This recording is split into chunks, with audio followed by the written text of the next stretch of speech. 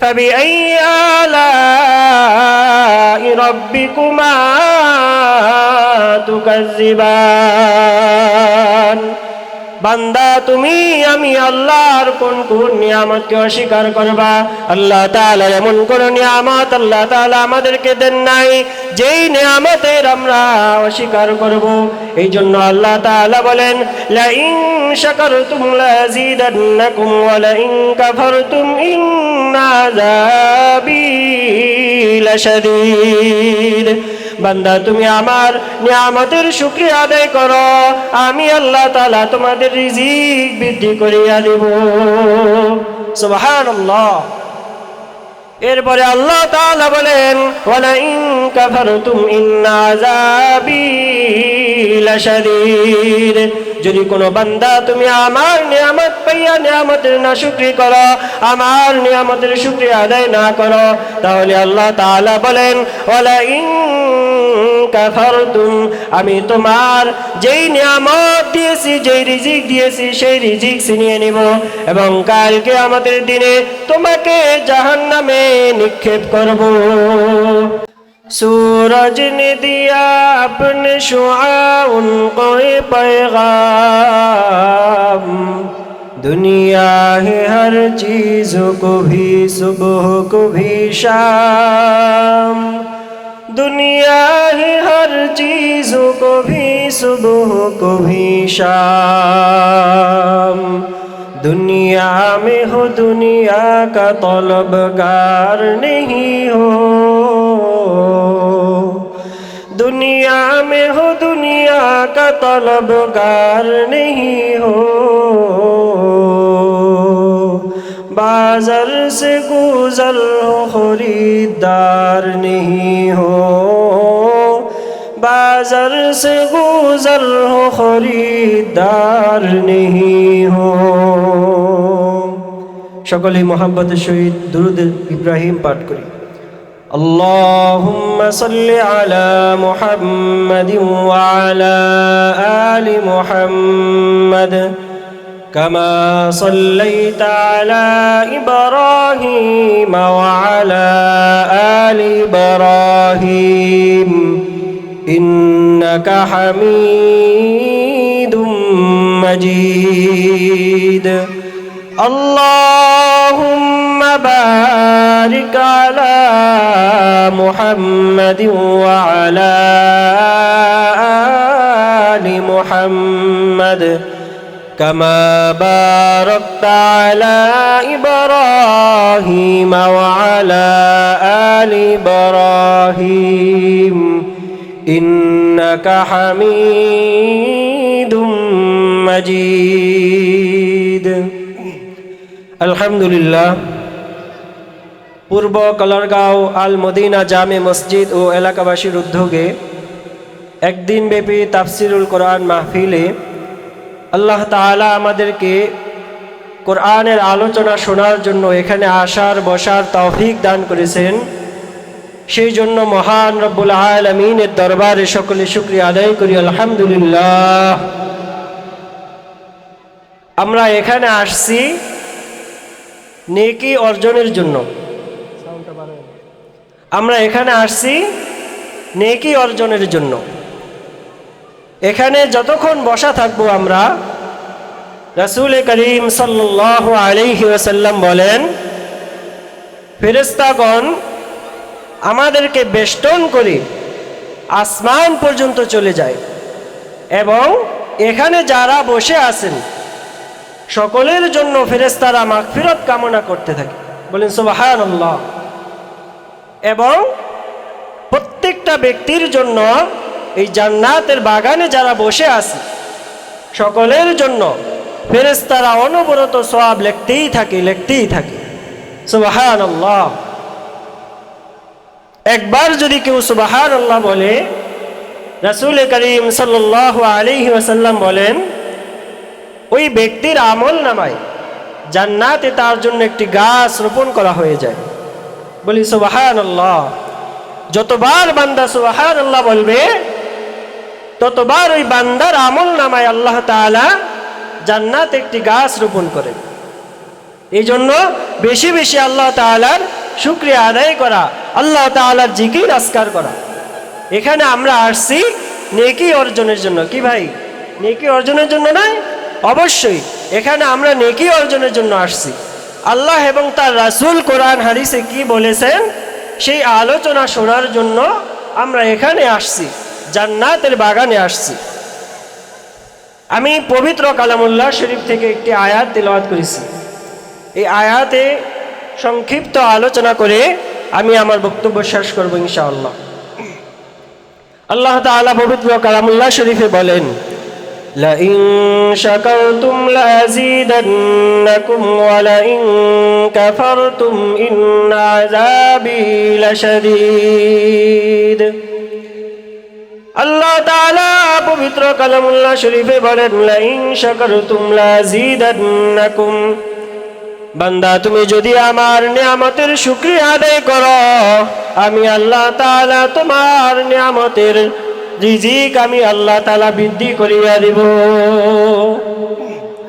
আল্লাহ তাআলা আমাদেরকে যে রিজিক দান করেছেন, আল্লাহ তাআলা আমাদেরকে কথা বলার জন্য মুখে শক্তি দিয়েছেন, যেই মুখ দ্বারা আমরা আল্লাহ তাআলার কুরআন কারীম পাঠ করি, কথাবার্তা বলি।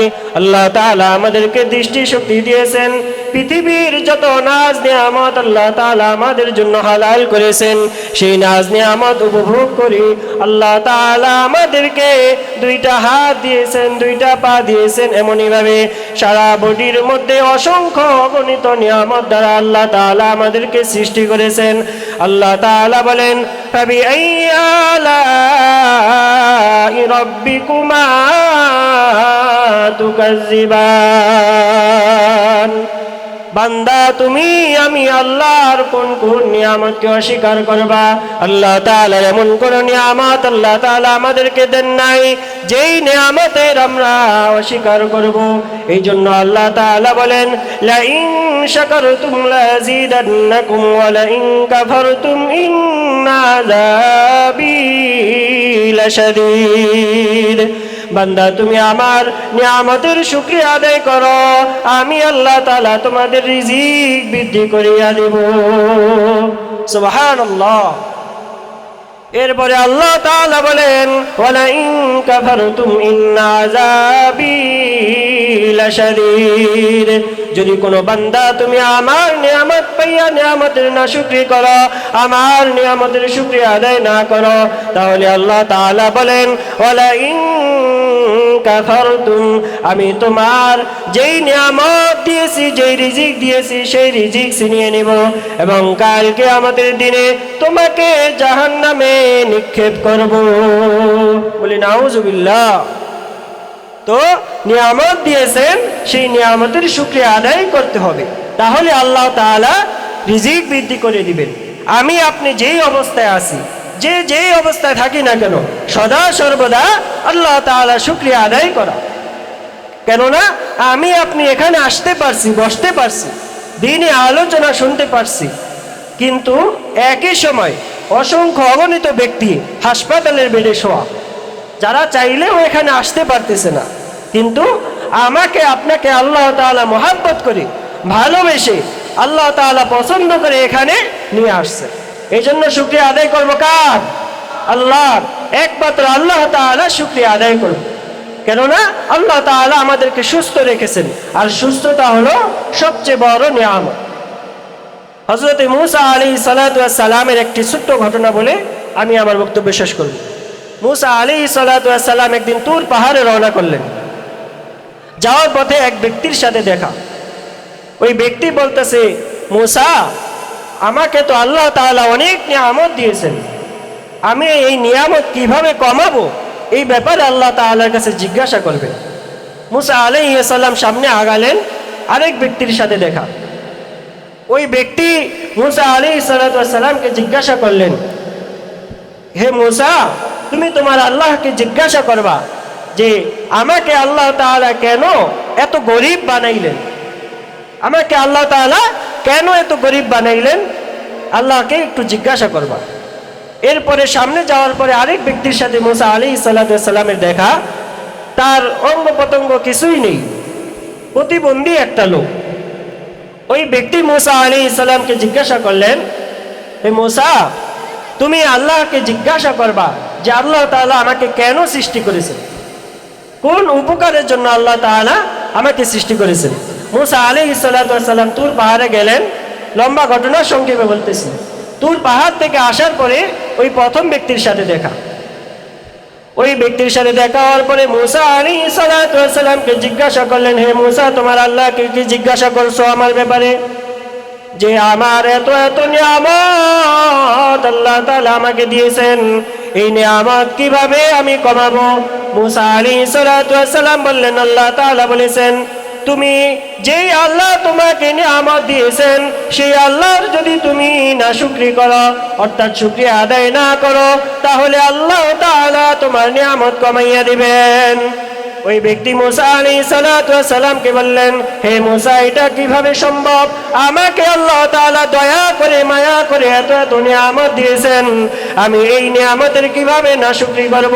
মূসা আলাইহিস সালাম বললেন, যদি তুমি আল্লাহ তাআলা শুকরিয়া আদায় করো তাহলে আল্লাহ তাআলা তোমার নিয়ামত আরো বৃদ্ধি করিয়া দিবে।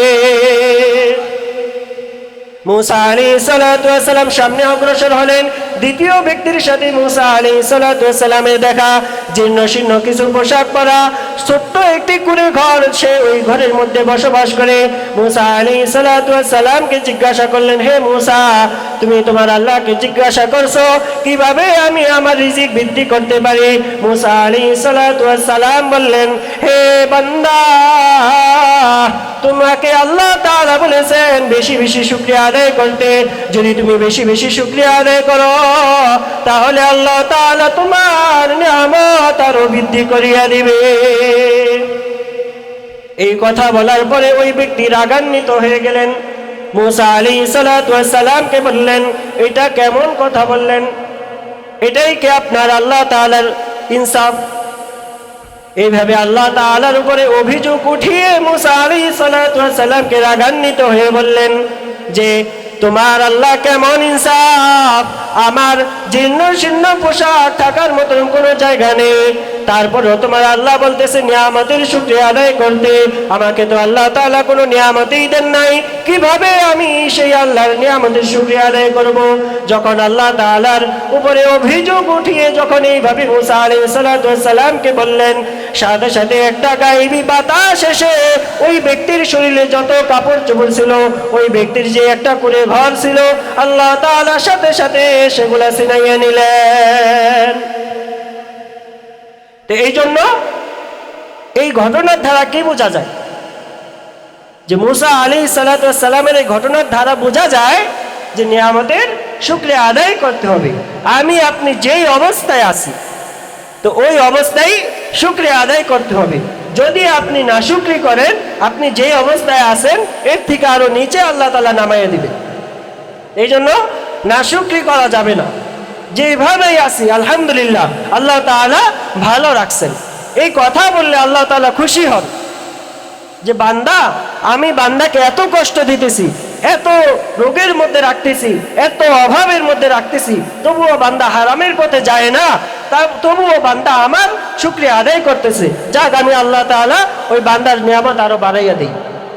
তো এইভাবে আল্লাহ তাআলাকে যদি খুশি করতে পারি আমরা, তাহলে আল্লাহ তাআলা আমাদের রিজিক বাড়াইয়া দিবে। মূসা আলাইহিস সালাম আবার অগ্রসর হয়ে সামনে গেলেন। সামনে যাওয়ার পরে ওই প্রতিবন্ধী ব্যক্তির সাথে দেখা। ওই প্রতিবন্ধী ব্যক্তি জিজ্ঞাসা করলো, হে মূসা, তুমি তোমার আল্লাহকে জিজ্ঞাসা করছো আমাকে কেন সৃষ্টি করেছে? আল্লাহ তাআলা আমাকে দুইটা হাত দেয় নাই, দুইটা পাও দেয় নাই, আমি দুনিয়াতে কিছুই করতে পারি না, কেন আল্লাহ তাআলা আমাকে সৃষ্টি করেছেন তুমি কি জিজ্ঞাসা করছো কিনা? মূসা আলাইহিস সালাম বললেন, হ্যাঁ, আমি জিজ্ঞাসা করছি আল্লাহ তাআলাকে। আল্লাহ তাআলা বলেছেন তোমাকে আল্লাহ তাআলা যে জাহান্নাম সৃষ্টি করেছেন, যে জাহান্নামের মধ্যে আল্লাহ তাআলা যত পাপিষ্ঠ বান্দা আছে সেই পাপিষ্ঠ বান্দাদেরকে নিক্ষেপ করবে। সেই জাহান্নামের মধ্যে ছোট্ট একটি ছিদ্র আছে, সেই ছিদ্রটা বন্ধ করার জন্য তোমাকে আল্লাহ তাআলা সৃষ্টি করেছে। ওই বান্দা এই কথা শোনার সাথে সাথে বললেন আলহামদুলিল্লাহ। কি করলেন? শুকরিয়া আদায় করলেন, বললেন আলহামদুলিল্লাহ, আমি তো ভাবছিলাম আল্লাহ তাআলা আমাকে এমনি এমনি সৃষ্টি করছে, আমাকে আল্লাহ তাআলা হয়তো কোনো কাজের জন্য সৃষ্টি করে নাই, আমি এটা ভাবছিলাম। এখন দেখি না, আল্লাহ তাআলা আমার কথাও স্মরণ রেখেছেন। আমি একজন প্রতিবন্ধী, দুইটা হাত নাই, দুইটা পা নাই, তবু আল্লাহ তাআলা আমার কথা স্মরণ রেখেছেন, আমাকে একটা নির্দিষ্ট কাজের জন্য সৃষ্টি করেছেন। এই জন্য শুকরিয়া আদায় করলাম, আলহামদুলিল্লাহ। এই শুকরিয়া আদায়ের সাথে সাথে ওই ব্যক্তি যে প্রতিবন্ধী ছিল, আল্লাহ তাআলার হুকুমে সাথে সাথে একটা স্বয়ং সম্পূর্ণ মানুষে রূপান্তরিত হয়ে গেলেন। বলি সুবহানাল্লাহ। তো কি জন্য হয়েছে? শুকরিয়া আদায়ের কারণে। আল্লাহ তাআলা দেখেন বান্দার মনের কি অবস্থা, মুখে কি আলহামদুলিল্লাহ বলে নাকি অন্তর থেকে বলে যে না আল্লাহ তাআলা যেভাবে রাখছেন আলহামদুলিল্লাহ, এটা কি অন্তর থেকে বলে নাকি মুখে শোনানোর জন্য বলে? তো এই বান্দাকে পরীক্ষা করার জন্য মুসা আলাইহিস সালাতু ওয়াস সালামের মাধ্যমে এই বার্তা প্রেরণ করলেন। ওই বান্দা যখন শুনলো যে না আমাকে আল্লাহ তাআলা একটা কাজের জন্য সৃষ্টি করেছেন, আল্লাহ তাআলা শুকরিয়া আদায় করি, তো আল্লাহ তাআলা যা করেন বান্দার ভালোর জন্যই করেন, এটা মনে করে অন্তর থেকে আল্লাহ তাআলা শুকরিয়া আদায় করলো। আল্লাহ তাআলা ভাবেন ওই বান্দাকে আমি জাহান্নামের জন্য সৃষ্টি করছি, তবুও বান্দা আলহামদুলিল্লাহ শুকরিয়া আদায় করলো। এই শুকরিয়া আদায়ের সাথে সাথে আল্লাহ তাআলা আরশে আজিম কেঁপে ওঠে। আল্লাহ তাআলা সাথে সাথে ওই বান্দার যত সমস্যা ছিল সকল সমস্যা দূর করিয়া দেয়। এই জন্য যে যেভাবেই আছি আমরা শুকরিয়া আদায় করতে হবে। মুসা আলাইহিস সালাতু ওয়াস সালামের সম্পূর্ণ ঘটনার মাধ্যমে এটাই বোঝা যায় যে আমাকে আপনাকে আল্লাহ তাআলা যখন যে অবস্থায় রাখেন, হতে পারে আপনার আমার হঠাৎ অভাবের মধ্যে আছে, তো এই অভাব দ্বারা আল্লাহ তাআলা আপনাকে আমাকে পরীক্ষা করেন, দেখি বান্দা আমার কথা মনে করে কিনা। যখন বান্দা অনেক টাকাওয়ালা হয়ে যায় তখন আল্লাহর কথা সহজে স্মরণ করতে চায় না। এই জন্য মাঝে মধ্যে আল্লাহ তাআলা বিপদ আপদ বালা মুসিবত অভাবের মাধ্যমে পরীক্ষা করেন, দেখি বান্দা আমার শুকরিয়া আদায় করে কিনা। তো যখন বিপদ আপদের মধ্যে আল্লাহ তাআলার শুকরিয়া আদায় করে কোনো বান্দা, তখন আল্লাহ তাআলা ওই বান্দার প্রতি খুশি হয়ে যায়। এই জন্য সদা সর্বদা শুকরিয়া আদায় করা। লাইন শাকারতুম লাযীদান্নাকুম ওয়া লাইন কাফারতুম ইন্না আযাবি লাশাদীদ।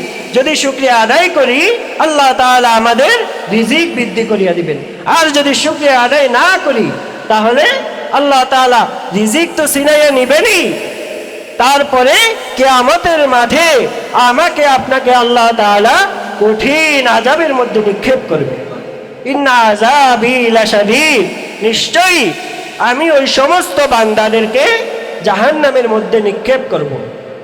তো এখন আসেন যে আল্লাহ তাআলা আমাদেরকে নিয়ামত দিয়েছেন, এই নিয়ামতের শুকরিয়া আদায় কিভাবে করব? প্রশ্ন আসে না যে কিভাবে শুকরিয়া আদায় করব? আল্লাহ তাআলা আমাদেরকে যে হাত দিয়েছেন, এই হাতের মাধ্যমে আল্লাহ তাআলার শুকরিয়া আদায় কিভাবে করব? এই হাত দিয়েছেন কি জন্য? ভালো কাজের জন্য। এই হাত দিয়েছেন আল্লাহ তাআলার পবিত্র কালামুল্লাহ শরীফের পৃষ্ঠা উল্টে উল্টে পড়ার জন্য, জিকির আজকার করার জন্য। আল্লাহ তাআলা আপনাকে আমাকে হালাল খাবার ভক্ষণের জন্য আল্লাহ তাআলা হাত দিয়েছেন। এখন এই হাত দিয়ে যদি আমরা অন্যায় কাজ করি, হারাম রিজিক ভক্ষণ করি, এরপরে যত নিষিদ্ধ বস্তু আছে সেগুলো যদি আমরা পান করি, তাহলেই হবে এই হাতের নাশুকরি। হাত দিয়েছেন, শুকরিয়া আদায় করতে হবে, কিন্তু আল্লাহ তাআলা যেভাবে হাতটাকে চালানোর জন্য বলেছেন আমি আপনি সেই হাতটাকে সেইভাবে চালাইতেছি না, এটাই হলো আল্লাহ তাআলার প্রতি নাশুকরি করা। যখনই কোনো বান্দা আল্লাহ তাআলা নাশুকরি করে তখন আল্লাহ তাআলা ওই বান্দাকে পরীক্ষার মধ্যে ফেলেন, রিজিক ছিনাইয়া নেন। এই জন্য আল্লাহ তাআলা আমাদেরকে যা দিয়েছেন তার উপরে সন্তুষ্ট থাকা। আমরা সবাই এরকম একটা মনোভাব যে আমরা যে অবস্থায় আছি এর উপরে যে আছি তার দিকে আমরা চেয়ে থাকি। আমার একতলা বিল্ডিং, আমি 10 তলার দিকে চেয়ে বড় নিঃশ্বাস ছাড়ি, যদি আল্লাহ তাআলা আমাকে 10 তলা বিল্ডিং দিত, এটা কিন্তু শুকরিয়া আদায় হলো না। আপনি দেখবেন আপনার নিচে কে আছে, আপনাকে আল্লাহ তাআলা একতলা বিল্ডিং এর মালিক বানাইয়াছেন, কিন্তু অনেক ব্যক্তি আছে যারা টিনের ঘরেও জায়গা পায় না। ওগুলা আপনি দেখবেন যে আল্লাহ তাআলা আমাকে বিল্ডিং দিছেন, কিন্তু অনেক বান্দা আছে যাদেরকে আল্লাহ তাআলা বিল্ডিং এর মধ্যে শোয়ার তৌফিক দেন নাই। আলহামদুলিল্লাহ, আমি আল্লাহ তাআলা শুকরিয়া আদায় করি। তো যখন আপনি শুকরিয়া আদায় করবেন, আল্লাহ তাআলা আপনার রিজিক বাড়াইয়া দিবেন। এই জন্য আমরা যে অবস্থায় আছি সদা সর্বদা আল্লাহ তাআলার শুকরিয়া আদায় করব। আল্লাহ তাআলা আমাদের সকলকে যে অবস্থায় আছি সেই অবস্থার উপরে আল্লাহ তাআলার প্রতি খুশি হয়ে শুকরিয়া আদায় করার তৌফিক দান করেন। আমার জন্য দোয়া করবেন। আমি আপনাদের এই এলাকারই সন্তান। বাজারে মোহাম্মদ আবুল হোসেন টেইলার্স, অনেকেই চিনবেন, তার ছোট ছেলে আমি। এখানে মোহাম্মদ মনির হোসেন পান্নু, তার ছোট জামাই আমি। সকলে দোয়া করবেন আল্লাহ তাআলা যেন দ্বীনের জন্য খালেস নিয়তে যাতে দ্বীনের জন্য কাজ করতে পারি। সকলে আমার জন্য দোয়া করবেন। এই বলে আমি আমার বক্তব্য শেষ করছি। ওয়া আখির দাওয়ানা আনিল হামদুলিল্লাহি রাব্বিল আলামিন। আসসালামু আলাইকুম ওয়া রাহমাতুল্লাহি ওয়া বারাকাতুহু।